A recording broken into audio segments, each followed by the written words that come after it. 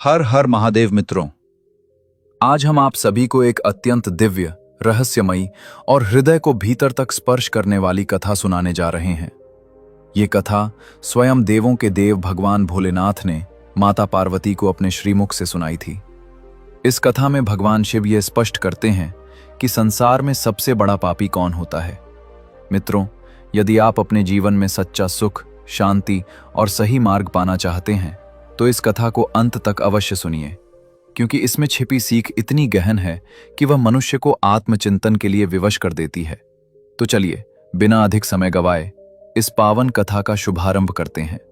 एक समय की बात है, देवाधिदेव महादेव हिमालय की ऊंची चोटियों पर स्थित अपने दिव्य धाम में माता पार्वती के साथ विराजमान थे। चारों ओर शांति व्याप्त थी, शीतल पवन मंद मंद बह रही थी और वातावरण इतना पवित्र था कि ऐसा प्रतीत हो रहा था मानो स्वयं स्वर्ग धरती पर उतर आया हो।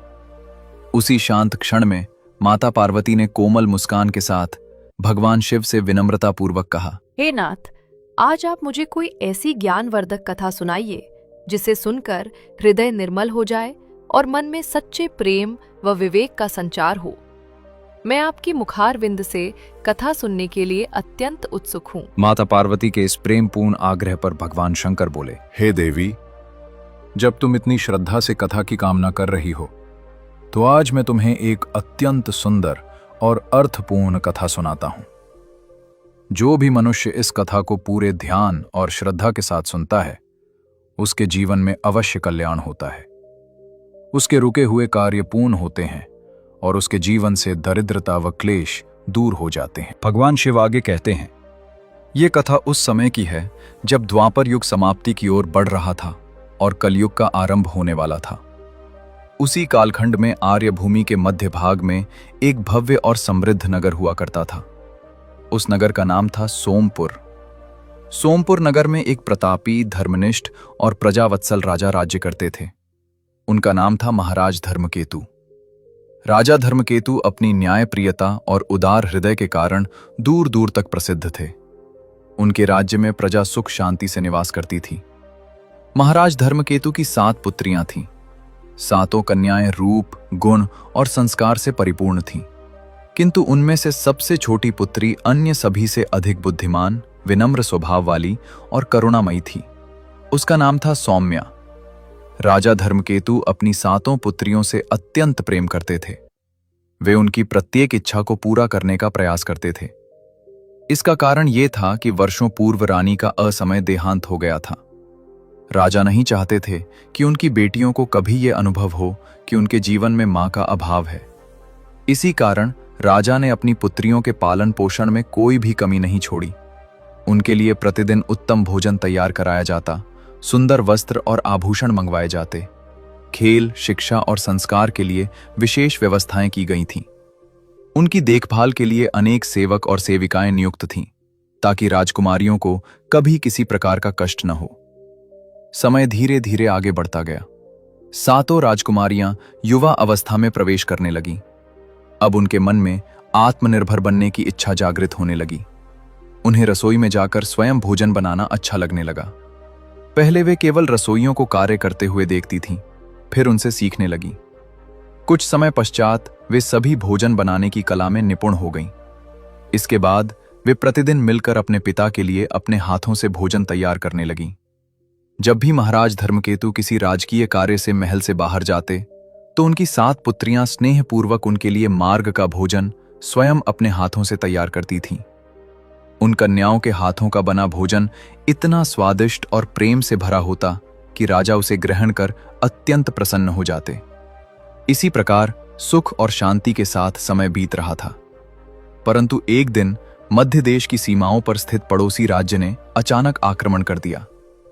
महाराज धर्मकेतु ने स्वयं युद्ध का नेतृत्व किया। भयंकर संग्राम हुआ और अंततः राजा को विजय प्राप्त हुई। किंतु इस विजय के साथ एक गहरा दुख भी जुड़ा था। इस युद्ध में राजा ने अपने सबसे विश्वस्त और वीर सेनानायक वीरकेतु को खो दिया। वीर सेनानायक वीरकेतु के पीछे उसकी पत्नी और एक छोटी पुत्री रह गई थी। पति की मृत्यु के पश्चात वे दोनों इस संसार में बिल्कुल अकेली पड़ गईं। कुछ समय बाद दुर्भाग्यवश उनका छोटा सा घर भी गिर गया और उनके सिर से छत का सहारा भी छिन गया। एक दिन साहस जुटाकर सेनानायक की पत्नी महाराज धर्मकेतु के महल में पहुंची। आंखों में अश्रु और स्वर में पीड़ा लिए उसने राजा से विनती की, हे महाराज, मुझ पर कृपा कीजिए। पति के जाने के बाद मेरा इस संसार में कोई सहारा नहीं रहा। रहने के लिए जो छोटा सा घर था वो भी अब नहीं रहा। मेरी पुत्री और मैं दोनों बेसहारा हो गए हैं। कृपया हमें रहने के लिए कोई स्थान प्रदान कर दीजिए। उस स्त्री की करुण पुकार सुनकर महाराज धर्मकेतु का हृदय द्रवित हो उठा। उन्होंने तुरंत अपने मंत्री से कहा, महामंत्री, महल के बाहर जो हमारा अतिथि निवास है वही इस स्त्री को रहने के लिए दे दिया जाए। राजा की आज्ञा मिलते ही मंत्री उस स्त्री को साथ लेकर गए और महल के बाहर स्थित निवास स्थान उसे सौंप दिया। इसके बाद वो स्त्री अपनी पुत्री के साथ वहीं रहने लगी। अब भगवान शिव माता पार्वती से कहते हैं, हे देवी, समय बीतने लगा। वो स्त्री प्रतिदिन संध्या के समय महल में आती और रसोई में जाकर राजकुमारियों से आग मांगती ताकि वो अपने घर में चूल्हा जला सके। परंतु राजकुमारियों में सबसे छोटी सौम्या को वो स्त्री तनिक भी प्रिय नहीं थी। उसे उस स्त्री का बार बार आना अच्छा नहीं लगता था। जब भी वो स्त्री आग मांगने आती, सौम्या उसे कठोर शब्द कहने लगती। एक दिन क्रोध में आकर सौम्या ने कहा, तुम रोज रोज यहाँ आग मांगने क्यों चली आती हो? क्या तुम्हारे घर में कुछ भी नहीं है? जब देखो तब बिना संकोच महल में चली आती हो। जाओ, अपने घर जाकर स्वयं आग जलाओ। अब दोबारा यहाँ मत आना। किंतु उन कटु वचनों का उस स्त्री पर कोई प्रभाव नहीं पड़ा। अगले दिन वो फिर संध्या के समय महल की रसोई में आग मांगने आ गई। उसे देखते ही सौम्या का क्रोध और भड़क उठा। उसने उस स्त्री को अपमानित करते हुए रसोई से बाहर निकाल दिया। जब जब सौम्या क्रोधित होती तब उसकी बड़ी बहनें उसे शांत कराती और प्रेम से समझाती। बहन, उसे क्षमा कर दो। वह एक दुखियारी विधवा है। यदि हम उसे थोड़ी सी आग दे देंगे तो हमारा क्या बिगड़ जाएगा? इससे हमारा कोई नुकसान नहीं होगा, पर उसका चूल्हा तो जल जाएगा। तुम हर समय उस स्त्री से झगड़ती डेवस्टेटेड हो और उसे कठोर वचन सुनाती रहती हो। इसमें उस बेचारी का क्या दोष है? वह तो हमारे महल में केवल रसोई से थोड़ी सी आग लेने आती है। इसमें उसे इतना अपमानित करने की क्या आवश्यकता है? तुम्हें यह भी समझना चाहिए कि एक विधवा स्त्री का सहारा बनना कितना बड़ा पुण्य होता है। अपनी बहनों की ये बात सुनकर छोटी राजकुमारी सौम्या का क्रोध और भड़क उठा। वो तीखे स्वर में बोली, बहनों, आज तुम सब मेरी बात नहीं समझ पा रही हो, पर मेरी ये बात याद रखना। एक दिन यही स्त्री हमारे साथ अवश्य छल करेगी।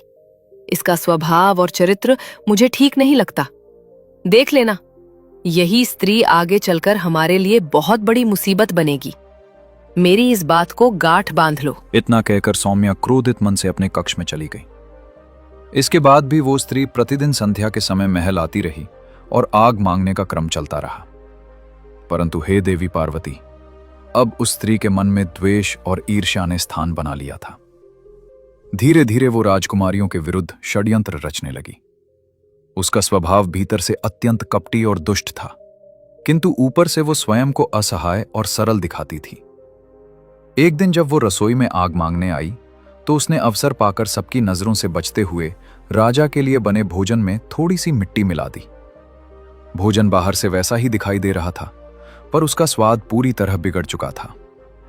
उस दिन महाराज धर्मकेतु ने जैसे ही भोजन किया, उन्हें स्वाद कुछ विचित्र सा लगा। भोजन करते समय उनके मन में शंका उत्पन्न हुई, किंतु उन्हें अपनी पुत्रियों पर पूर्ण विश्वास था। वही भोजन बनाती थीं और राजा उनसे अत्यधिक प्रेम करते थे। इसलिए वे समझ नहीं पाए कि भोजन का स्वाद मिट्टी जैसा क्यों लग रहा है। उनके मन में प्रश्न उठने लगा, आखिर ऐसा कौन है जो मेरे भोजन को खराब कर रहा है? यह घटना एक दिन की नहीं रही। प्रतिदिन भोजन में वही अजीब सा स्वाद आने लगा। राजा मन ही मन चिंतित रहने लगे।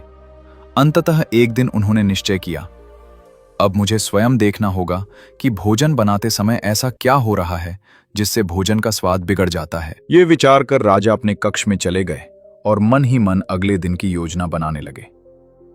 अगले दिन जब सातों राजकुमारियां रसोई में मिलकर भोजन बना रही थीं, तब महाराज धर्मकेतु चुपचाप एक ओर छिपकर खड़े हो गए। वे ध्यानपूर्वक ये देखने लगे कि आखिर उनकी प्रिय पुत्रियां भोजन बनाते समय ऐसा क्या कर रही हैं जिससे प्रतिदिन उनके भोजन का स्वाद मिट्टी जैसा हो जाता है। क्या मेरी अपनी ही पुत्रियां मुझे ऐसा भोजन खिलाकर मारना चाहती हैं? ये सोचते हुए भी उनका हृदय अपनी बेटियों पर विश्वास करने को तैयार नहीं था, क्योंकि वे उनसे अपार प्रेम करते थे। वे ये मान ही नहीं पा रहे थे कि उनकी बेटियां जानबूझकर भोजन खराब कर सकती हैं। इसी सत्य को जानने के लिए वे छिपकर सब कुछ देख रहे थे। कुछ ही समय में उन्होंने देखा कि सातों राजकुमारियां अत्यंत स्वच्छता और पूर्ण सावधानी के साथ भोजन तैयार कर रही थीं। न कोई लापरवाही, न कोई भूल। भोजन पक जाने के बाद उन्होंने उसे सुंदर ढंग से ढककर एक सुरक्षित स्थान पर रख दिया और फिर अन्य कार्यों में लगने के लिए रसोई से बाहर चली गईं। कुछ ही देर बाद सेनानायक की पत्नी आग लेने के लिए रसोई में आई। जैसे ही उसे देखा, छोटी राजकुमारी सौम्या का क्रोध फिर भड़क उठा। वो कठोर स्वर में बोली, तुम रोज यहाँ आग मांग में क्यों चली आती हो? मैंने तुम्हें कितनी बार समझाया है कि यहाँ मत आया करो, लेकिन तुम मेरी एक भी बात नहीं सुनती। सौम्या की ऊंची आवाज सुनकर उसकी बड़ी बहनें तुरंत वहां आ गईं। उन्होंने उसे शांत करते हुए कहा, बहन, उसे छोड़ दो, ये तो उसकी रोज की आदत है। तुम व्यर्थ ही क्रोध करती हो, हम तुम्हें पहले भी समझा चुके हैं। इसके बाद वो स्त्री चुपचाप आग लेकर जाने लगी, लेकिन जाते जाते उसने सबकी नजरों से बचकर राजा के लिए बने पूरे भोजन में मिट्टी मिला दी। पल भर में उसने सारा भोजन खराब कर दिया और बिना किसी को भनक लगे वहां से चली गई। ये सब राजा अपनी आंखों से देख रहे थे। अब उन्हें पूर्ण विश्वास हो गया था कि उनकी बेटियां निर्दोष हैं और वास्तविक अपराधी कोई और है। उनकी आंखों में क्रोध की ज्वाला जल उठी, परंतु उन्होंने उसी क्षण कुछ नहीं कहा। अगले दिन जैसे ही प्रातःकाल हुआ, महाराज धर्मकेतु अपने दरबार में पहुंचे। उन्होंने एक विश्वसनीय सैनिक को अपने पास बुलाया और आदेश दिया, तुम अभी जाओ और सेनानायक की पत्नी को यहां ले आओ। उससे कुछ मत कहना, बस उसे सम्मान पूर्वक दरबार में उपस्थित करो। राजा की आज्ञा पाकर सैनिक तुरंत उसके निवास स्थान पर गया और उसे अपने साथ दरबार में ले आया। थोड़ी ही देर में वो स्त्री महाराज धर्मकेतु के समक्ष खड़ी थी। राजा ने गंभीर और कठोर स्वर में उससे पूछा, तुम प्रतिदिन मेरे भोजन को क्यों खराब कर रही हो? सच सच बताओ। ये सुनते ही वो स्त्री घबरा तो गई, लेकिन अपनी चालाकी नहीं छोड़ी। उसने तुरंत सिर झुकाकर कहा, महाराज, यदि मुझसे कोई अपराध हुआ हो तो मुझे क्षमा करे। मैं तो केवल आपकी बुद्धिमत्ता की परीक्षा ले रही थी। मैंने अपने पति से आपकी चतुराई और विवेक के बहुत चर्चे सुने थे, इसलिए मैं ये देखना चाहती थी कि आप सच्चाई तक कैसे पहुंचते हैं और समस्या का समाधान किस प्रकार करते हैं। दरबार में खड़ी वो स्त्री अब और भी मीठे स्वर में राजा की प्रशंसा करने लगी। उसने हाथ जोड़कर कहा, हे महाराज, आप तो वास्तव में अत्यंत बुद्धिमान और विवेकी हैं। जैसा मैंने सुना था, आप वैसे ही निकले। मुझसे जो भूल हो गई उसके लिए मुझे क्षमा कर दीजिए। आप न्यायप्रिय हैं, समझदार हैं। मैं तो केवल आपकी बुद्धिमत्ता की परीक्षा लेना चाहती थी। आप उस परीक्षा में सफल हुए और मैं स्वयं ही उसमें फंस गई। मित्रों, इस प्रकार उस दुष्ट स्त्री ने अपनी चिकनी चुपड़ी बातों के जाल में राजा को उलझा लिया। उसकी वाणी में ऐसा छल था कि सच्चाई जानते हुए भी राजा का मन विचलित होने लगा। उसकी चालाकी, बनावटी विनम्रता और बाहरी सौंदर्य ने राजा की विवेक शक्ति को धीरे धीरे ढक दिया। उसकी बातें सुनकर महाराज धर्मकेतु का क्रोध शांत हो गया। जो स्त्री दंड की अधिकारी थी, उसी पर राजा प्रसन्न हो गए। राजा का मन पूरी तरह परिवर्तित हो चुका था। उन्होंने उसे दंड देने के स्थान पर एक ऐसा निर्णय ले लिया जिसकी किसी ने कल्पना भी नहीं की थी। राजा ने उसी स्त्री को अपनी पत्नी बनाने का निश्चय कर लिया। यह निर्णय सुनते ही पूरे राज दरबार में सन्नाटा छा गया। मंत्री, सभासद और दरबारी एक दूसरे का मुख देखने लगे। सबके मन में प्रश्न थे, परंतु कोई भी कुछ कहने का साहस नहीं कर सका, क्योंकि यह राजा का निर्णय था और राजा की आज्ञा सर्वोपरि थी। कुछ ही समय बाद महाराज धर्मकेतु का उस स्त्री से विवाह हो गया।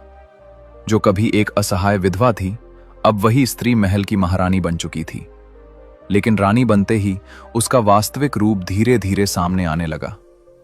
नई रानी के मन में राजा की पहली पत्नी से उत्पन्न सातों राजकुमारियों के लिए घोर घृणा भर चुकी थी। वो उन्हें अपने मार्ग की सबसे बड़ी बाधा मानने लगी। उसके मन में केवल एक ही इच्छा थी, किसी भी तरह उन सातों एक बहनों को महल से बाहर निकाल देना। इसके लिए वो नए नए षड्यंत्र रचने लगी।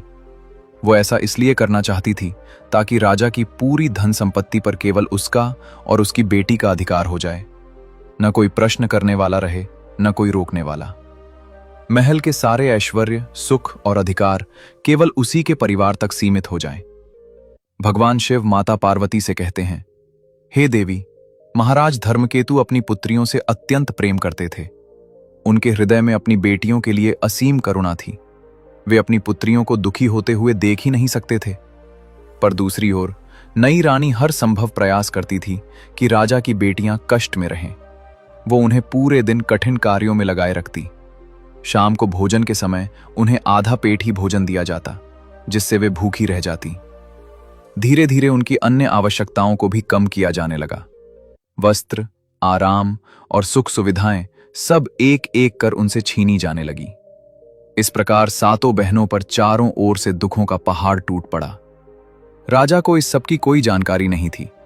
वो रानी की बातों पर विश्वास करता था।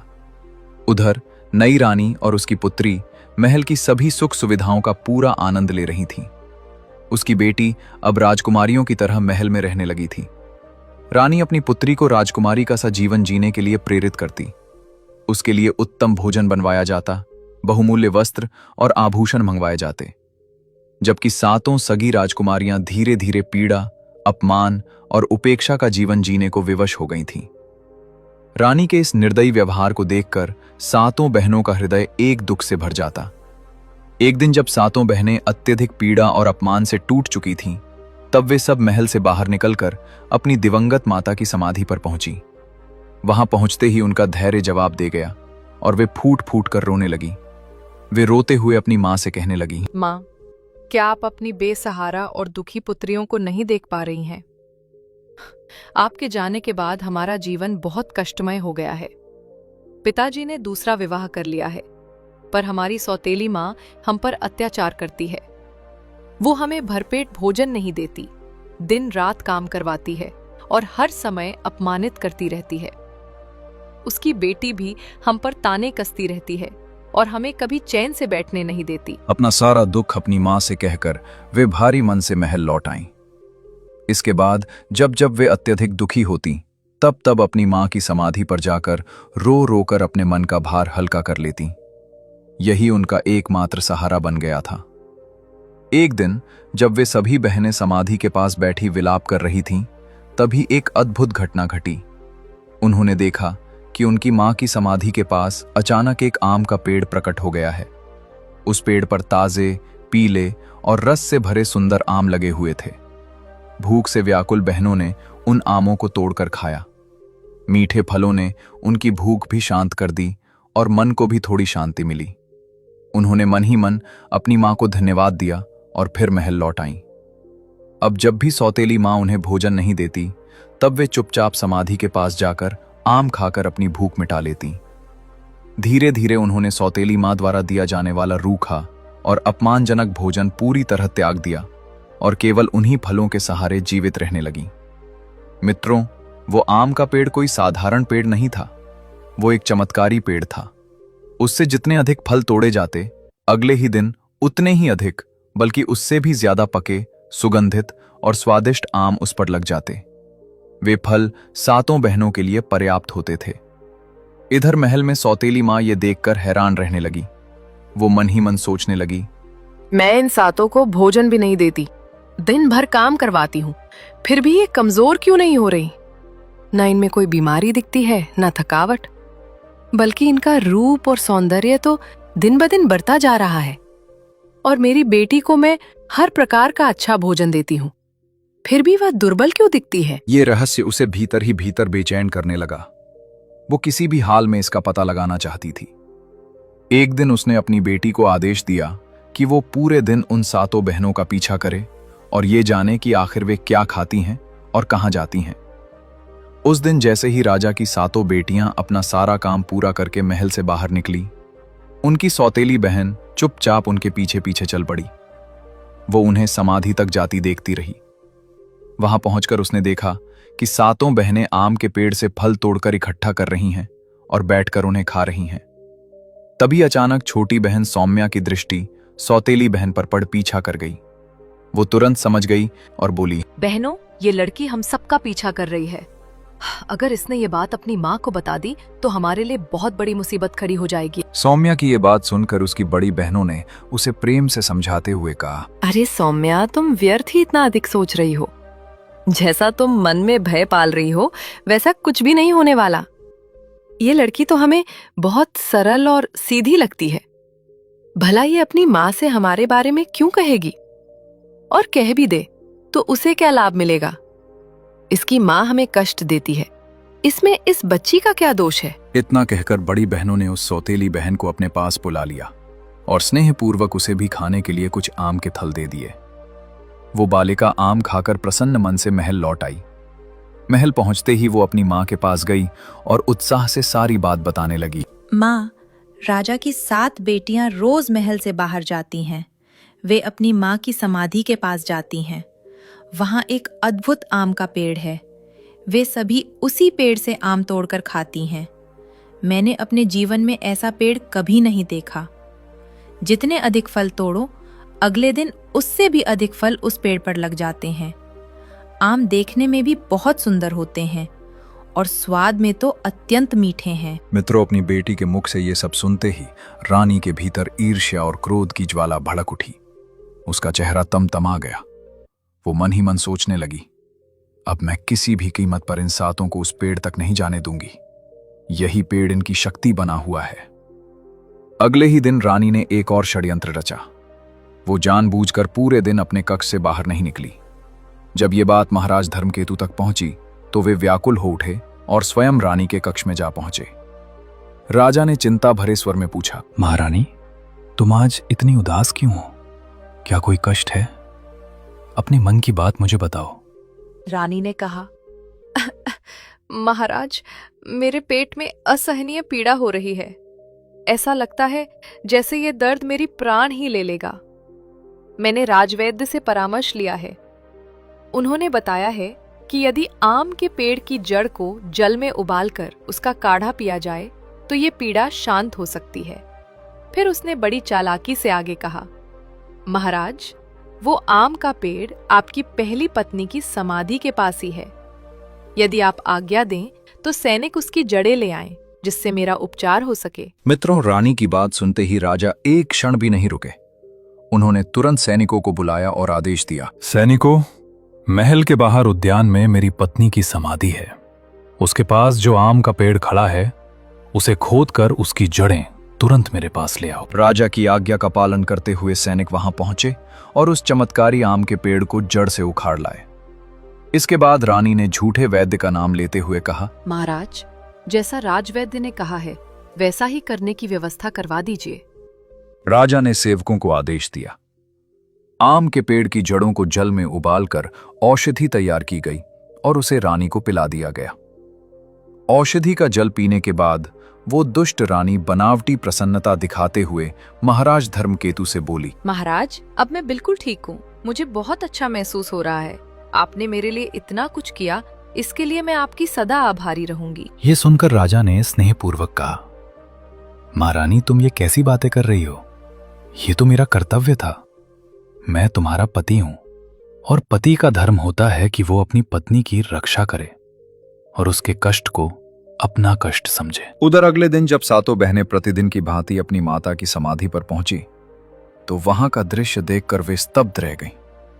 समाधि के पास लगा वो अद्भुत आम का पेड़ कटा पड़ा था और उसकी जड़ें पूरी तरह गायब थीं। ये दृश्य देखते ही 7 बहनों के पैरों तले जमीन खिसक गई। वे वहीं बैठ गईं और फूट फूट कर रोने लगीं। उनके मन में एक ही चिंता थी, अब हम अपनी भूख कैसे मिटाएंगी? अब हमारे पास जाने के लिए और खाने के लिए क्या बचा है? दुख और भय से व्याकुल होकर वे अपनी मां से प्रार्थना करने लगीं। उसी क्षण वहां एक और चमत्कार घटित हुआ। जहां पहले आम का पेड़ था, उसी स्थान पर एक छोटा सा सरोवर प्रकट हो गया। देखते ही देखते उस सरोवर से सुगंधित और स्वादिष्ट भोजन प्रकट होने लगा। ये देखकर 7 बहनों के चेहरे पर आश्चर्य और आनंद एक साथ छा गया। उन्होंने उस सरोवर से निकला भोजन ग्रहण किया।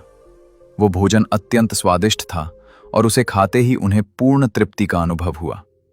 मन में फिर से आशा का संचार हो गया। अगले दिन भी वही हुआ। उसके बाद यह प्रतिदिन का क्रम बन गया। हर दिन सातों राजकुमारियां अपनी माता की समाधि पर जाती, सरोवर के पास खड़ी होती और उसमें से उनके लिए भोजन प्रकट हो जाता। वे भोजन कर अपनी भूख शांत कर लेती और फिर महल लौट आती। इस प्रकार आम का पेड़ नष्ट हो जाने के बाद भी सातों बहनों को पहले की ही तरह स्वस्थ, प्रसन्न और शांत देखकर रानी भीतर ही भीतर बेचैन होने लगी। एक दिन उसने अपनी पुत्री को पास बुलाकर कहा, बेटी, ये सब मेरी समझ से बाहर होता जा रहा है। मैंने उस आम के पेड़ को नष्ट करवा दिया, फिर भी वे सातों राजकुमारियां प्रसन्न रहती हैं।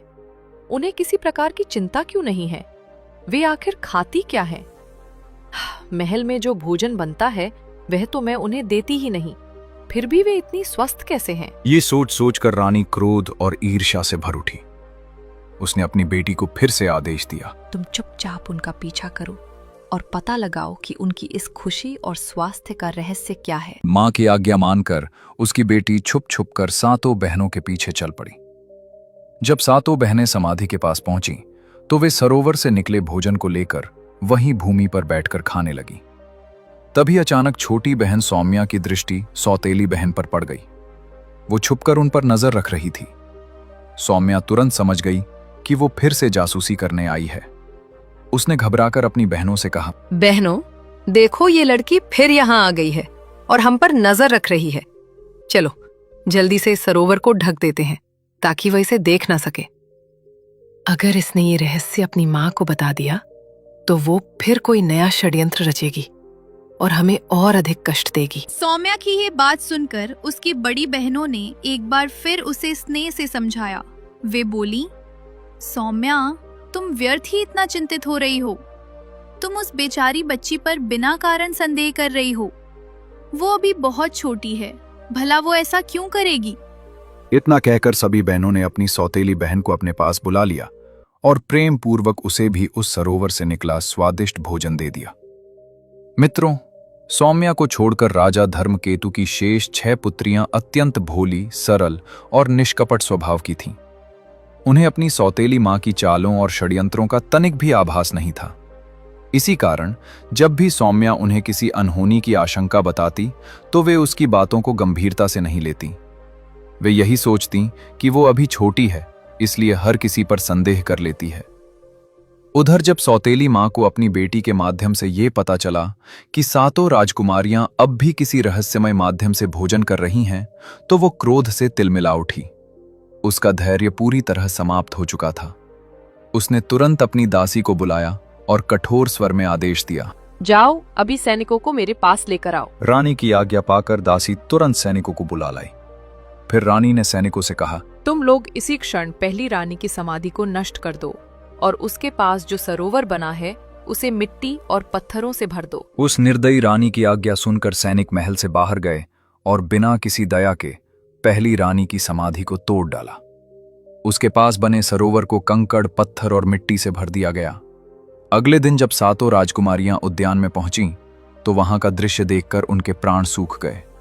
न समाधि थी, न सरोवर, सब कुछ नष्ट हो चुका था। ये देखकर वे सातों वहीं बैठ गईं और करुण स्वर में विलाप करने लगी। उनका हृदय टूट चुका था। अब उनके पास न भोजन का कोई सहारा था और न ही अपनी पीड़ा कहने का कोई स्थान। वे सोचने लगीं, अब हम कैसे जीवित रहेंगी, कहां जाएंगी, क्या खाएंगी? इस विचार ने उन्हें भीतर तक तोड़ दिया।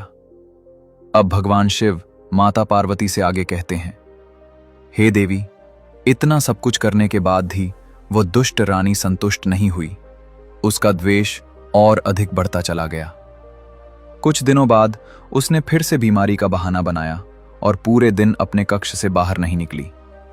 जब ये बात दासी के द्वारा महाराज धर्मकेतु तक पहुंची तो राजा चिंतित हो उठे। उन्होंने सोचा, चलकर महारानी की बीमारी का कारण जानना चाहिए। ये विचार कर राजा स्वयं रानी के कक्ष में पहुंचे और उसे देखकर बोले, महारानी, आप चिंता मत कीजिए, मैं आपकी बीमारी का अवश्य उपचार करवाऊंगा। देश के श्रेष्ठ से श्रेष्ठ वैद्य को बुलवाया जाएगा। आप शीघ्र ही ठीक हो जाएंगी। मित्रों, राजा को इस बात का तनिक भी आभास नहीं था कि रानी वास्तव में बीमार नहीं है। यह भी एक नया षड्यंत्र था जिसका उद्देश्य राजकुमारियों को महल से बाहर निकलवाना था। राजा की यह बात सुनकर रानी ने बनावटी कमजोरी दिखाते हुए कहा, ए महाराज, आपको इतना कष्ट करने की आवश्यकता नहीं है। आप बस मेरे लिए एक छोटा सा कार्य कर दीजिए, मैं स्वयं ठीक हो जाऊंगी। रानी की ये बात सुनकर महाराज धर्मकेतु का हृदय कांप उठा। फिर भी उन्होंने स्वयं को संभालते हुए कहा, महारानी, आप निसंकोच होकर बताइए, मुझे कौन सा कार्य करना होगा। मैं आपको वचन देता हूं, जो भी आप कहेंगी मैं उसे अवश्य पूरा करूंगा। राजा के मुख से ये वचन सुनते ही रानी के चेहरे पर एक भयानक कठोरता आ गई। उसने बिना किसी संकोच के कहा, महाराज, यदि आप सच में मेरा जीवन बचाना चाहते हैं तो आपको अपनी पहली पत्नी की 7 बेटियों को मारना होगा। उनकी हत्या के बाद उनका रक्त लाकर मेरी उंगलियों में लगाना होगा, तभी मेरा प्राण बचेगा। मित्रों, इन शब्दों को सुनते ही राजा के होश उड़ गए। उन्हें ऐसा प्रतीत हुआ मानो धरती उनके पैरों के नीचे से खिसक गई हो। हृदय पर ऐसा आघात हुआ जैसे किसी ने उनकी दोनों भुजाएं काट दी हों। एक पल के लिए उनका शरीर कांप उठा, सांस रुक सी गई। किसी प्रकार स्वयं को संभालते हुए वे खड़े रहे, पर अब वे करें भी तो क्या। वे अपनी बेटियों को अपने प्राणों से भी अधिक प्रेम करते थे, किंतु उन्होंने रानी को वचन दे दिया था। वचन टूटने का भय उनके मन को भीतर से खाए जा रहा था। भारी मन और पत्थर बने हृदय के साथ राजा अपनी पुत्रियों को ढूंढने निकल पड़े। कुछ ही देर में उन्होंने देखा कि उनकी 7 बेटियां उद्यान में बैठी अपनी दिवंगत मां की समाधि के स्थान पर रो रही हैं। अपनी पुत्रियों की यह दशा देखकर राजा का हृदय फटने को हो गया। उनकी आंखों में आंसू भर आए। वे अपनी बेटियों से निस्वार्थ प्रेम करते थे। उन्हें कष्ट में देखना उनके लिए असहनीय था। एक ओर रानी की क्रूर इच्छा और दिया हुआ वचन, दूसरी ओर उनकी बेटियों का जीवन। राजा का मन पूरी तरह द्वंद्व में फंस चुका था। अब उन्हें धीरे धीरे यह भी समझ आने लगा था कि उनकी बेटियां अपनी सौतेली मां के साथ सुखी नहीं हैं और रानी भी उन्हें कभी सुखी नहीं रहने देगी। राजा अपनी बेटियों के पास पहुंचे और अत्यंत प्रेम से बोले, मेरी बच्चियों, तुम सब मेरे साथ चलो। इस महल में जो दुख तुम झेल रही हो वो अब मुझसे देखा नहीं जा रहा। पिता की बात सुनकर 7 राजकुमारियां बिना कुछ पूछे उनके साथ चल पड़ी। राजा उन्हें लेकर जंगल की ओर बढ़ गए। कुछ दूर चलने के बाद जंगल के भीतर राजा ने अपने थैले से कुछ फल निकाले और अपनी बेटियों को खाने के लिए दिए। फल खाकर राजकुमारियां बोली, पिताजी, चलते चलते हम बहुत थक गई हैं। क्या हम थोड़ी देर यहीं विश्राम कर लें? राजा ने उनकी बात मान ली। वे एक विशाल वृक्ष के नीचे बैठ गए। वहां शीतल पवन बह रही थी। जंगल का वातावरण शांत था। थकान के कारण 7 राजकुमारियों की आंखें बंद होने लगीं और कुछ ही समय में वे गहरी नींद में सो गईं। जब राजा ने देखा कि उनकी 7 बेटियां सो चुकी हैं, तो उनका हृदय फिर से भर आया। वे चुपचाप उठे और बिना कोई शब्द कहे वहां से लौटने लगे। महल की ओर लौटते हुए उनके मन में एक ही विचार था, कम से कम मेरी बेटियां जीवित रहेंगी। जहां कहीं भी रहेंगी, पर सुरक्षित तो रहेंगी। वे अपनी सौतेली मां के अत्याचारों से तो बच जाएंगी। कहीं न कहीं जाकर अपना जीवन बिता लेंगी। जंगल से लौटते समय महाराज धर्मकेतु ने एक हिरण का शिकार किया। उसके रक्त को साथ लेकर वे महल पहुंचे और सीधे रानी के कक्ष में गए। वहां उन्होंने उस हिरण के रक्त को रानी की उंगलियों में लगा दिया। ये दृश्य देखकर वो दुष्ट रानी भीतर ही भीतर अत्यंत प्रसन्न हो गई। उसके मन में यही विचार था कि राजा ने अवश्य ही 7 राजकुमारियों को मार दिया है। उसने बनावटी संतोष दिखाते हुए कहा, हे महाराज, अब मैं बिल्कुल ठीक महसूस कर रही हूँ। मेरे प्राण बच गए। उधर जंगल में राजा के चले जाने के बाद जब 7 बहनों की नींद खुली, तो उन्होंने स्वयं को घने जंगल के बीच अकेला पाया। चारों ओर अंधकार और सन्नाटा था। तभी उन्हें जंगली जानवरों की डरावनी आवाजें सुनाई देने लगीं। वे सभी भय से कांपने लगीं। घबराकर वे जोर जोर से रोने लगीं और पूरी शक्ति से अपने पिता महाराज धर्मकेतु को पुकारने लगीं। उन्हें विश्वास था कि उनके पिता उनकी आवाज सुनकर अवश्य लौट आएंगे, परंतु बहुत समय बीत गया, कोई नहीं आया। अब उन्हें अपनी ही आवाजों के अतिरिक्त किसी मनुष्य की कोई ध्वनि सुनाई नहीं दे रही थी। भय, असहायता और निराशा से उनका हृदय भर आया। तभी भगवान शिव माता पार्वती से आगे कहते हैं, हे देवी, उसी दिन अंग देश के 7 राजकुमार अपने पिता की आज्ञा लेकर शिकार के लिए जंगल में आए हुए थे। शिकार समाप्त कर जब वे अपने राज्य अंग देश की ओर लौट रहे थे, तभी सबसे छोटे राजकुमार ने अपने भाइयों से कहा, भैया ठहरिए, मुझे ऐसा प्रतीत हो रहा है कि जंगल में कोई संकट में है। हमें उसकी सहायता के लिए अवश्य जाना चाहिए। क्या पता किसी को हमारी आवश्यकता हो। जब अन्य राजकुमारों ने भी रोने और पुकारने की आवाजें सुनी तो वे सभी उसी दिशा में अपने घोड़े दौड़ाने लगे। थोड़ी ही देर में वे उस स्थान पर पहुंच गए जहां सातों राजकुमारियां भयभीत अवस्था में बैठी रो रही थीं। उन्हें इस दशा में देखकर सातों राजकुमारों के हृदय में करुणा जाग उठी। उनमें से सबसे बड़े राजकुमार ने अत्यंत कोमल स्वर में पूछा, हे सुंदर कन्याओं, तुम सब कौन हो? इस घने जंगल में अकेली क्या कर रही हो? क्या तुम्हारे साथ कोई और भी है या तुम सब अकेली हो? इस प्रश्न के उत्तर में सातों राजकुमारियों ने अपनी पूरी कथा उन्हें सुना दी। अपने पिता का प्रेम, सौतेली मां का अत्याचार और जंगल में छोड़े जाने की पूरी कहानी उन्होंने बिना कुछ छिपाए कह दी। उनकी व्यथा सुनकर सातों राजकुमारों ने आपस में विचार किया और यह निश्चय किया कि इन कन्याओं को अकेला छोड़ना धर्म के विरुद्ध होगा। तब सबसे बड़े राजकुमार ने उनसे पूछा, यदि तुम्हें कोई आपत्ति न हो तो क्या तुम सभी हमारे साथ अंग देश चलना स्वीकार करोगी? हम अपने पिता से अनुमति लेकर तुमसे विवाह करना चाहते हैं। परिस्थितियों को समझते हुए सातों राजकुमारियों ने यह प्रस्ताव स्वीकार कर लिया और वे सभी राजकुमारों के साथ अंग देश की ओर चल पड़ी। अंग देश पहुंचकर राजकुमारों ने अपने पिता से अनुमति ली और विधिपूर्वक सातों राजकुमारियों से विवाह किया।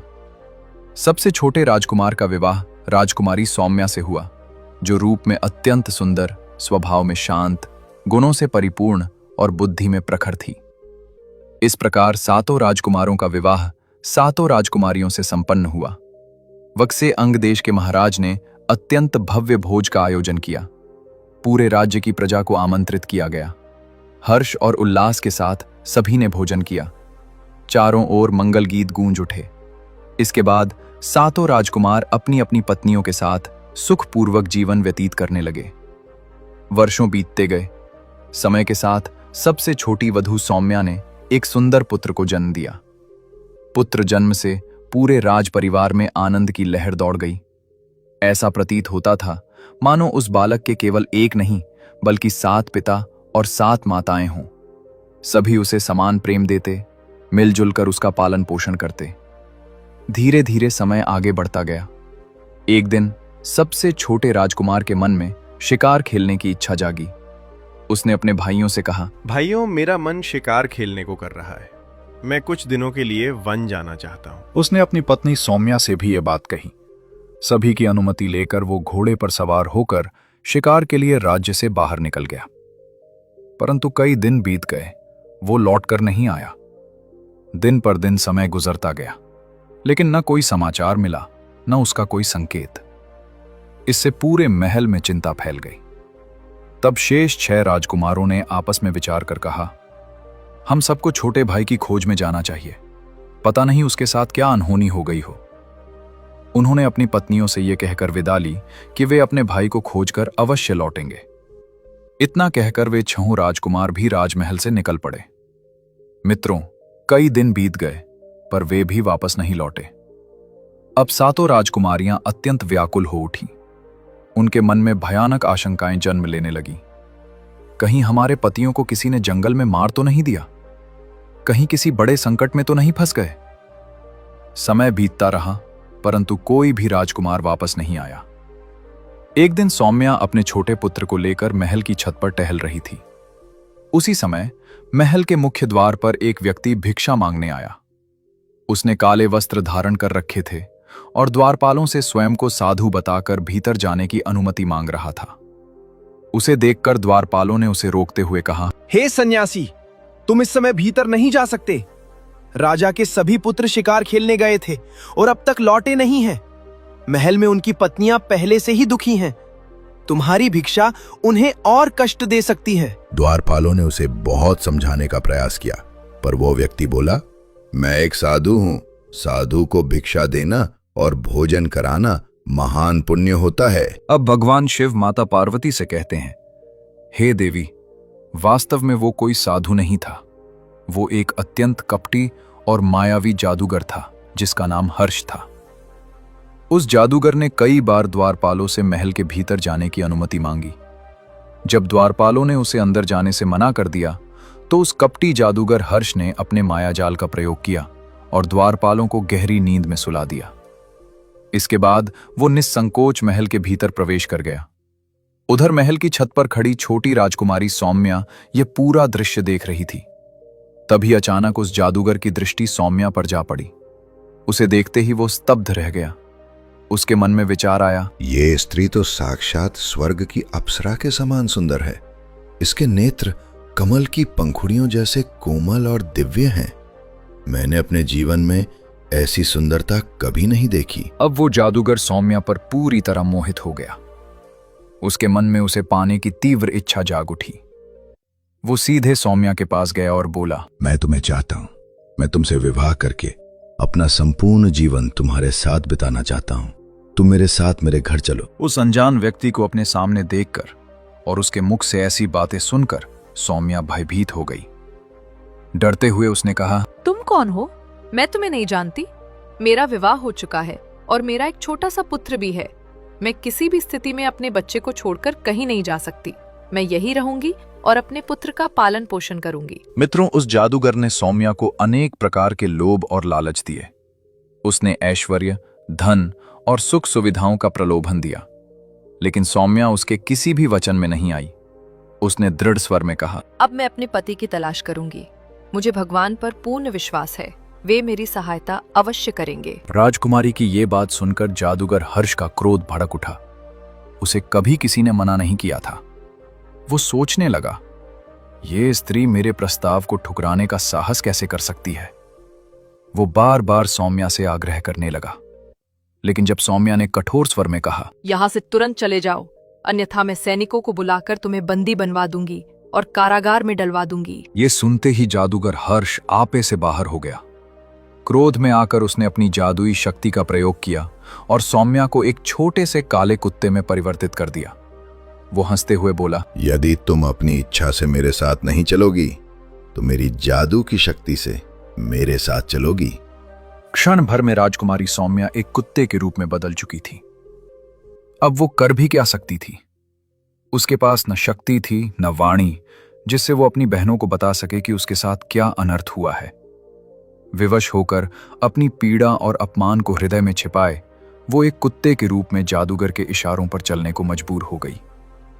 फिर वो जादूगर हर्ष राजकुमारी सौम्या को कुत्ते के रूप में अपने साथ लेकर महल से बाहर जाने लगा।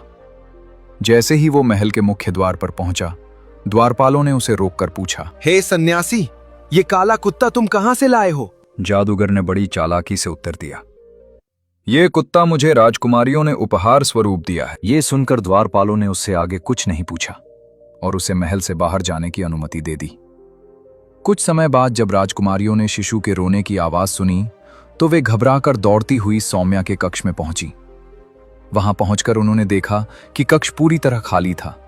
न सौम्या थी और न कोई संकेत। उन्होंने पूरा महल छान मारा, पर सौम्या कहीं दिखाई नहीं दी। अंत में उन्होंने द्वारपालों को बुलाकर पूछा, क्या तुमने हमारी छोटी बहन को महल से बाहर जाते हुए देखा है? द्वारपालों ने उत्तर दिया, नहीं महारानियों, छोटी राजकुमारी महल से बाहर नहीं गई, लेकिन कुछ समय पहले एक सन्यासी महल से बाहर गया था। उसके साथ एक काला कुत्ता भी था। ये सुनते ही राजकुमारियों का हृदय कांप उठा। वे तुरंत समझ गईं कि अवश्य ही सौम्या के साथ कोई भयानक षड्यंत्र रचा गया है। वो बेचारी कुछ कर भी तो नहीं सकती थी। दुखी मन से सातों बहनों ने सौम्या के पुत्र को ही अपना सहारा बना लिया। वे सब मिलकर उसका पालन पोषण करने लगीं। उसे मां और पिता दोनों का स्नेह देने का प्रयास करने लगीं। समय बीतता गया और वो बालक धीरे धीरे बड़ा होने लगा। जब वो 16 वर्ष का हुआ तो एक दिन उसने अपनी मौसियों से प्रश्न किया, माँ, हमारे पिताजी कहाँ हैं और मेरे ताऊ कहाँ गए? उसके प्रश्न पर सबसे बड़ी राजकुमारी की आंखें भर आईं। उसने गहरी सांस लेकर उसे पूरी कथा सुना दी। उसके पिता, उसके ताऊ, उसकी माता सौम्या और उनके साथ हुए अन्याय की सारी कहानी।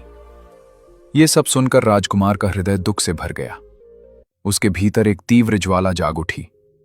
उसी क्षण उसने मन ही मन दृढ़ संकल्प कर लिया, मेरे माता पिता और ताऊ चाहे संसार के किसी भी कोने में हों, मैं उन्हें खोजकर अवश्य लाऊंगा।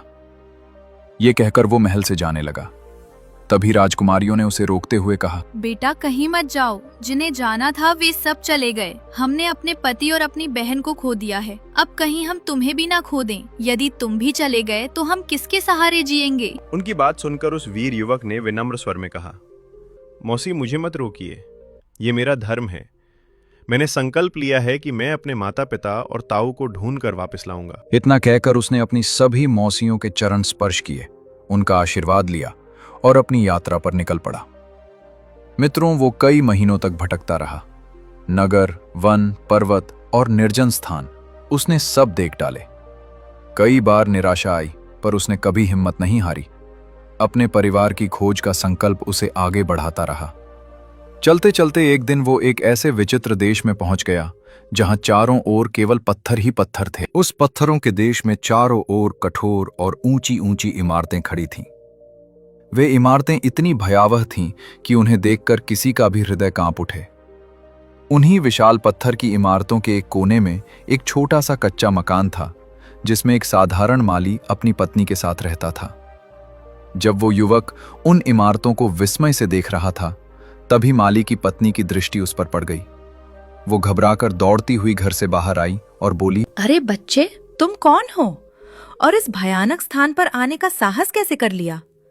क्या तुम्हें अपने प्राणों का भय नहीं है? उस युवक ने हाथ जोड़कर कहा, माँ, मैं एक राजकुमार हूँ। मैं यहाँ अपने माता पिता और अपने ताऊ को खोजने आया हूँ।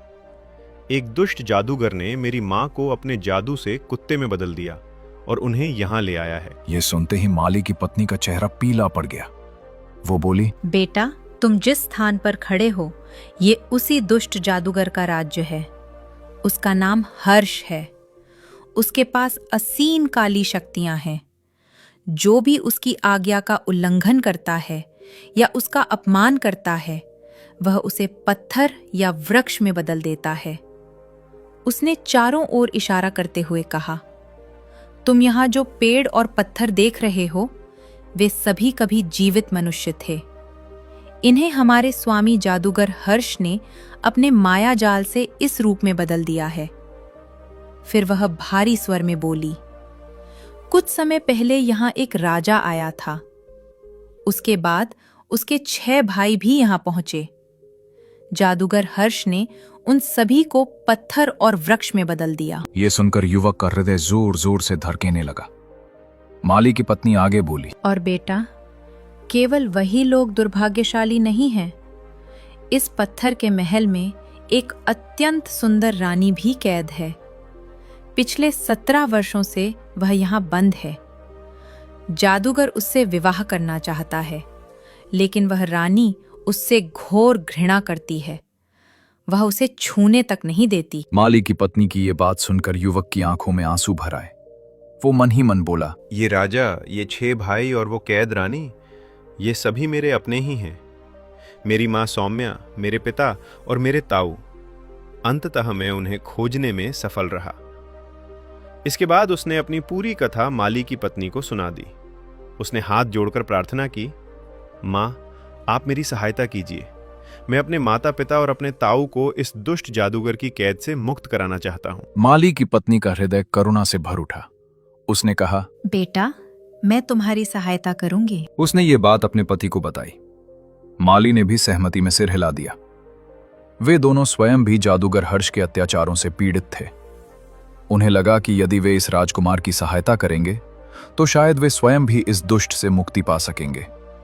इसके बाद माली की पत्नी ने राजकुमार से कहा, बेटा, यदि तुम इसी रूप में जादूगर के सामने गए तो वह तुम्हें भी पत्थर में बदल देगा।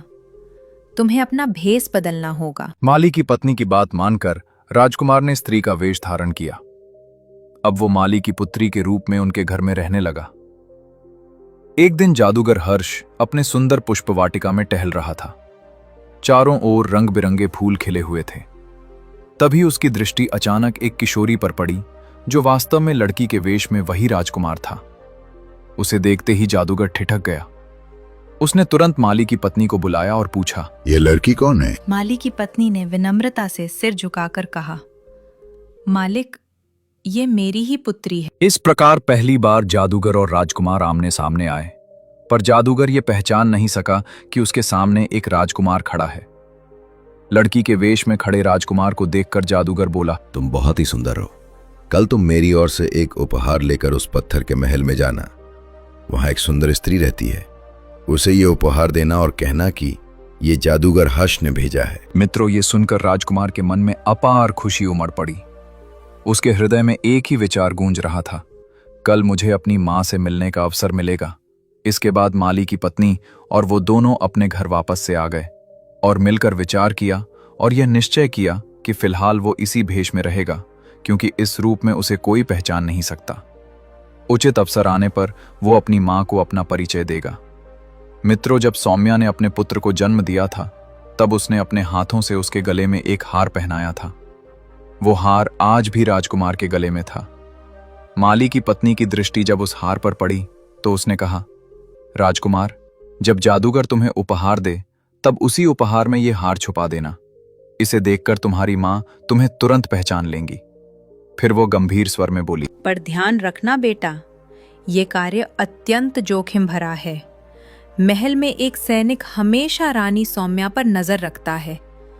तुम्हें बहुत सावधानी से हर कदम रखना होगा। अगले दिन जादूगर फूलों का एक सुंदर गुलदस्ता लेकर आया और लड़की बने राजकुमार से बोला, ये गुलदस्ता उस स्त्री को मेरी ओर से दे आना। आज राजकुमार को अपनी मां तक पहुंचने का पहला वास्तविक अवसर मिला था। अब वो प्रतिदिन जादूगर की ओर से फूलों का गुलदस्ता लेकर रानी सौम्या के कक्ष में जाने लगा।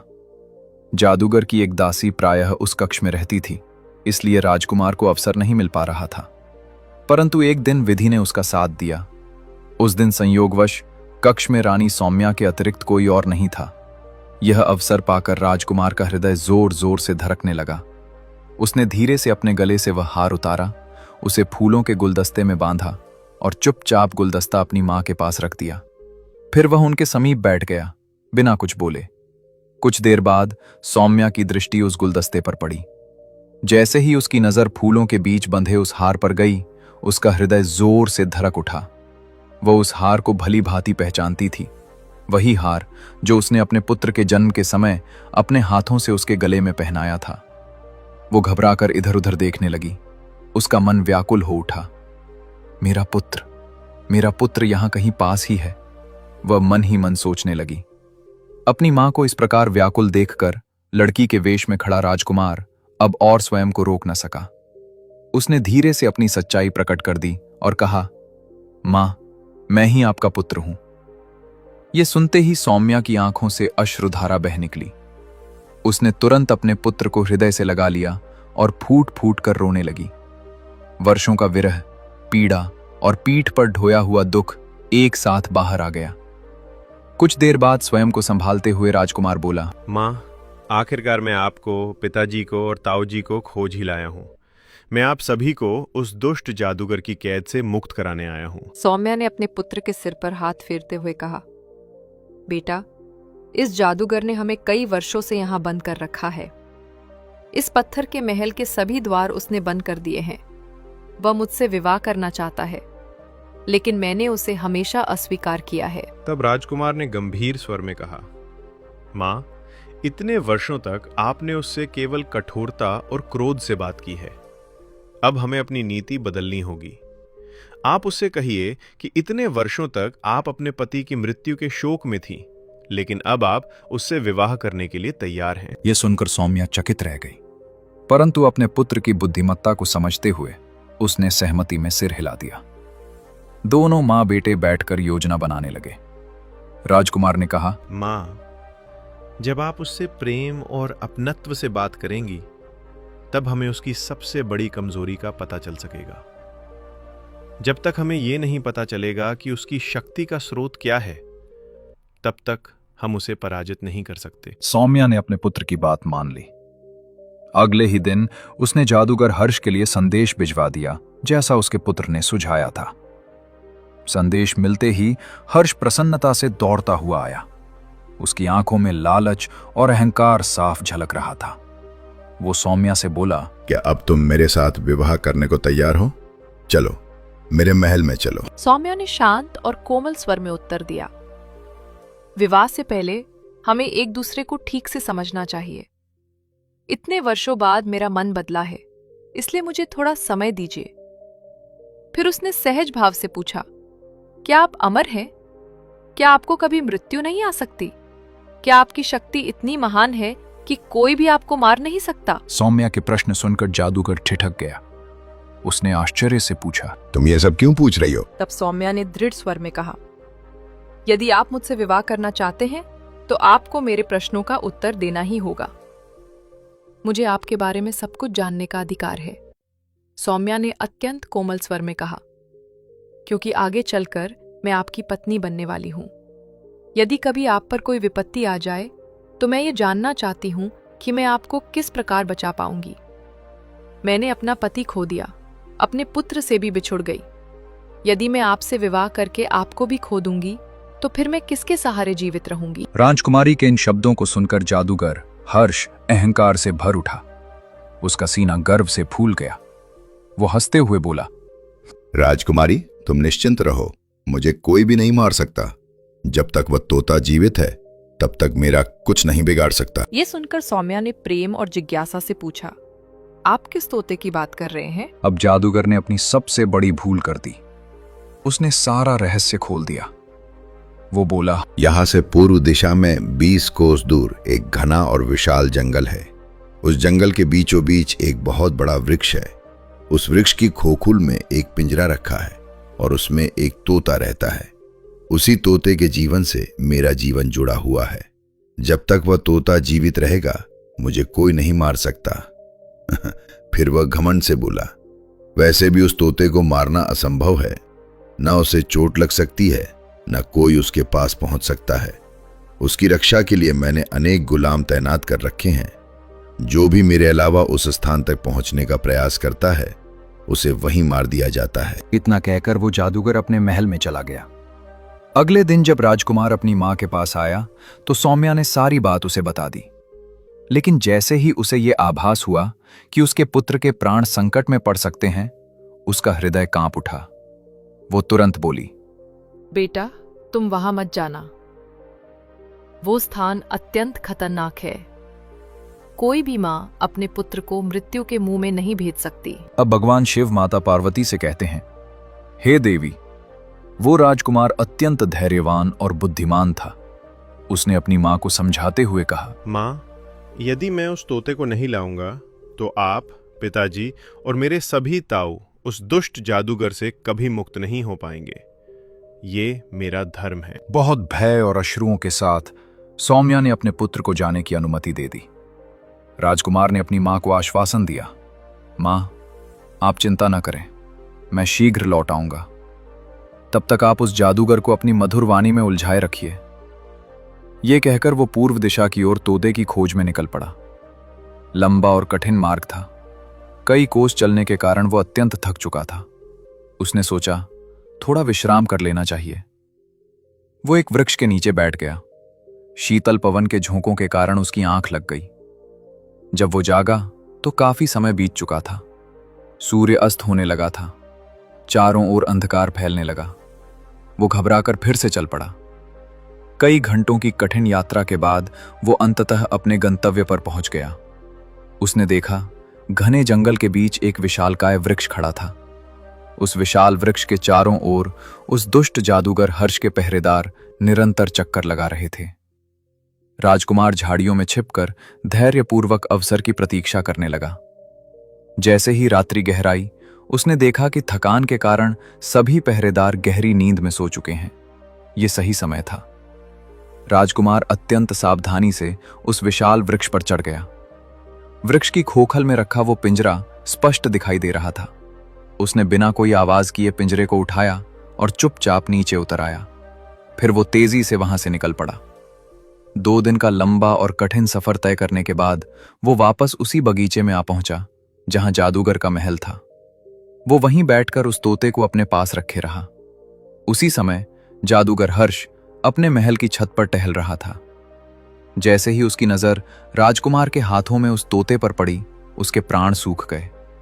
वो घबराया हुआ दौड़ता हुआ नीचे आया और बोला, अरे बालक, तुम कौन हो? ये तोता तुम्हें कहाँ मिला? इसे मुझे दे दो। इसके बदले में मैं तुम्हें अपार धन दौलत दूंगा। राजकुमार ने शांत स्वर में उत्तर दिया, नहीं, मैं ये तोता तुम्हें नहीं दूंगा। ये मेरा प्रिय और वफादार तोता है। मैं इससे बहुत प्रेम करता हूँ। ये सुनकर जादूगर और अधिक लालच में आ गया। उसने कहा, ठीक है, बताओ इसके बदले तुम्हें क्या चाहिए। जो भी मांगोगे मैं दे दूंगा। अपना पूरा राज्य, अपना सारा खजाना, सब कुछ। अब राजकुमार ने दृढ़ स्वर में कहा, यदि तुम सच में सब कुछ देने को तैयार हो तो मेरी पहली शर्त सुनो। तुमने जिन 7 राजकुमारों को पत्थर और वृक्ष बना रखा है, उन्हें तुरंत उनके वास्तविक रूप में लौटा दो। जादूगर ने विवश होकर मंत्र पढ़ा। पल भर में वे 7 राजकुमार अपने वास्तविक रूप में लौट आए। जादूगर बोला, मैंने तुम्हारी शर्त पूरी कर दी, अब तोता मुझे दे दो। राजकुमार मुस्कुराया और बोला, इतनी जल्दी क्या है? अब मेरी दूसरी शर्त सुनो। तुमने जितने भी निर्दोष मनुष्यों और जीवों को कैद कर रखा है, सबको मुक्त करो। जादूगर के पास अब कोई विकल्प नहीं था। उसने सभी कैदियों को मुक्त कर दिया। मित्रों, उसी क्षण वह स्थान जैसे स्वर्ग बन गया। जहां पत्थर थे वहां हरियाली छा गई। जहां सन्नाटा था वहां पक्षियों की चहचहाहट गूंज उठी। मनुष्य, पशु और पक्षी सब आनंद से भर उठे। सभी राजकुमार की ओर देखकर कृतज्ञता से उसे धन्यवाद देने लगे। अब जादूगर ने फिर कहा, मैंने तुम्हारी सारी शर्तें मान ली हैं, अब तोता मुझे लौटा दो। यह सुनकर राजकुमार जोर से हंस पड़ा। उसी क्षण उसने अपना वास्तविक रूप धारण कर लिया और गरजते हुए बोला, अरे दुष्ट, तूने मेरे माता पिता, मेरे ताऊ और अनगिनत निर्दोषों पर अत्याचार किए हैं। मैं तुझे कभी क्षमा नहीं कर सकता। इतना कहकर उसने पिंजरे से तोते को बाहर निकाला और एक ही क्षण में उसकी गर्दन मोड़ दी। तोते की गर्दन मरोड़ते ही जैसे ही उसका प्राण निकला, उसी क्षण जादूगर हर्ष के शरीर से भी प्राण निकल गए। वो वही धरती पर गिर पड़ा और उसकी काली शक्तियों का अंत हो गया। परंतु उसी पल एक अद्भुत दृश्य हुआ। वो तोता फिर से जीवित हो उठा। उसने अपने पंख फड़फड़ाए और राजकुमार से कहा, हे वीर राजकुमार, मैं जीवन भर आपका आभारी रहूंगा। आपने मुझे उस दुष्ट जादूगर की कैद से मुक्त कराया। इतना कहकर वो तोता आकाश की ओर उड़ गया। इसके बाद राजकुमार अपने पिता और अपने ताऊओं के साथ तुरंत उस पत्थर के महल में पहुंचा और अपनी मां सौम्या को मुक्त कराया। जब सौम्या ने अपने पति को अपने सामने देखा तो उसका हृदय आनंद से भर गया। वर्षों का विरह एक ही क्षण में समाप्त हो गया। पति पत्नी ने एक दूसरे को देखकर आंखों में आंसू भर लिए। फिर वे सभी अपने अपने राज्य की ओर लौट चले। उधर अंग देश में सौम्या की बहनें अपने पतियों और अपनी बहन की प्रतीक्षा कर रही थीं। जैसे ही वे सभी राजमहल पहुंचे, अपने पतियों और अपनी बहन को जीवित देखकर 7 बहनों की खुशी का ठिकाना न रहा। पूरे महल में उत्सव का वातावरण छा गया। मित्रों, इस प्रकार उस वीर राजकुमार ने अपनी बुद्धि, साहस और धैर्य से अपने माता पिता और अपने ताऊओं को उस दुष्ट जादूगर की कैद से मुक्त करा दिया। इसके बाद वे सभी सुखपूर्वक जीवन व्यतीत करने लगे। कुछ दिनों बाद राजकुमार ने अपनी मां से पूछा, मां, आप इतने वर्षों तक कहाँ रहीं? आपके साथ क्या हुआ था? ये सुनकर सौम्या ने अपने पति और पुत्र को पूरी कथा सुना दी। सौतेली मां का अत्याचार, पिता की विवशता और जंगल से लेकर जादूगर की कैद तक की सारी घटना। ये सब सुनकर 7 राजकुमारों के मन में उस सौतेली मां के प्रति क्रोध उमड़ पड़ा। उन्होंने निश्चय किया कि वे मध्य देश जाकर अपने ससुर से सच्चाई जानेंगे। जब मध्य देश के राजा धर्मकेतु को यह समाचार मिला कि उनकी 7 बेटियां जीवित हैं और उनके दामाद आ रहे हैं, तो पहले वह भयभीत हो गया। फिर यह जानकर कि उसकी बेटियां सुरक्षित हैं, उसका हृदय आनंद से भर गया। जब उसने अपनी बेटियों और नाती को देखा तो वह उन्हें गले लगाकर रो पड़ा। फिर उसने कांपते स्वर में कहा, बेटियों, मैं बहुत मजबूर था। मुझे अपने किए हुए कर्मों पर अत्यंत लज्जा है। मुझे क्षमा कर दो। तुम जानती हो, मैं तुम सबसे बहुत प्रेम करता हूं। अपने पिता को रोता देखकर 7 राजकुमारियों ने उन्हें सांत्वना दी और कहा, पिताजी, आप निर्दोष हैं। जो हमारे भाग्य में लिखा था वही हुआ। इसमें आप स्वयं को दोषी न ठहराइए। हमारे पूर्व कर्मों का फल हमें इस जन्म में भोगना पड़ा। यह सुनकर राजा धर्मकेतु को गहरा सुकून मिला। फिर राजकुमारियों ने पूछा, पिताजी, हमारी सौतेली मां कहां है? राजा ने उत्तर दिया, बेटियों, उसे उसके कर्मों का फल मिल चुका है। एक दिन रसोई में भोजन बनाते समय उसके वस्त्रों में आग लग गई और वह जलकर मृत्यु को प्राप्त हो गई। ये सुनकर राजकुमारियों के हृदय में दुख तो हुआ, पर वे समझ चुकी थीं कि कर्म से कोई नहीं बच सकता। मित्रों, इसी से ये शिक्षा मिलती है कि मनुष्य को कभी भी किसी के साथ छल, कपट और अहंकार नहीं करना चाहिए। जो स्वयं को सबसे श्रेष्ठ समझता है, उसका पतन अवश्य होता है। मनुष्य जैसा करता है, वैसा ही उसे भोगना पड़ता है। यही विधि का विधान है। अंत में भगवान शिव माता पार्वती से कहते हैं, हे देवी, मनुष्य को जीवन में सदैव धैर्य, करुणा और विवेक के साथ आचरण करना चाहिए। कोई भी कर्म करने से पहले उसके परिणाम के बारे में अवश्य सोचना चाहिए। यही सच्चा धर्म है। कोई भी स्त्री या पुरुष जन्म से पापी या पुण्यवान नहीं होता। मनुष्य के कर्म ही उसे पापी या पुण्यवान बनाते हैं। अच्छे कर्म करने वाला सम्मान और सुख पाता है, जबकि बुरे कर्म करने वाले को दुख और अपमान सहना पड़ता है। इसलिए हर मनुष्य को सोच समझकर कर्म करना चाहिए, क्योंकि कर्मों का फल कभी टलता नहीं है। इस प्रकार आज की यह ज्ञानवर्धक कथा यहीं समाप्त होती है। कथा को सुनकर माता पार्वती भी हर्ष और उल्लास से भर गईं। मित्रों, आशा है कि आपको यह कथा अवश्य पसंद आई होगी।